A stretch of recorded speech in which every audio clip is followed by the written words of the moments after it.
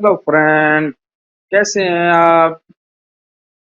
ਅੱਜ ਦਾ ਮੈਂ ਵਲੌਗ ਸਰਾਇਕੀ ਦੇ ਵਿੱਚ ਕਰਨ ਦੀ ਕੋਸ਼ਿਸ਼ ਕਰੇ ਸਾਂ ਤੇ ਤੁਹਾਡੇ ਨਾਲ ਮੈਂ ਅੱਜ ਗੱਪਸ਼ਪ ਸਰਾਇਕੀ ਚ ਲੈ ਸਾਂ।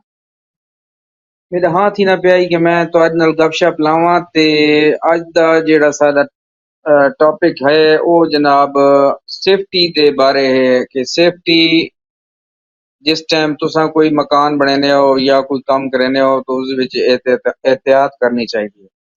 सब तो पहले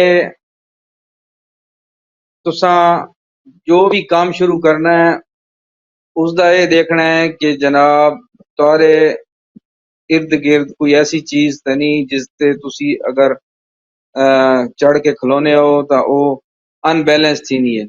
अगर वो अनबैलेंस थी नहीं है तो तुसा कोशिश करो कि उस चीज को उधरों हटा रहे हो।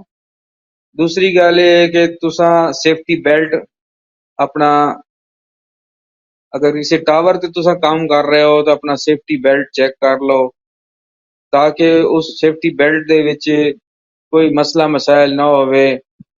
सेफ्टी बेल्ट दी हुक्कां वगैरह ठीक होन और उसकी मजबूती जिहड़ी है वो बिल्कुल ठीक होवे। ते अपने तुसा ग्लव्स जिहड़े हैं तुहाडे सेफ्टी ग्लव्स होने वो तुसा चेक करके नो कि सेफ्टी ग्लव्स फटे हुए तो नहीं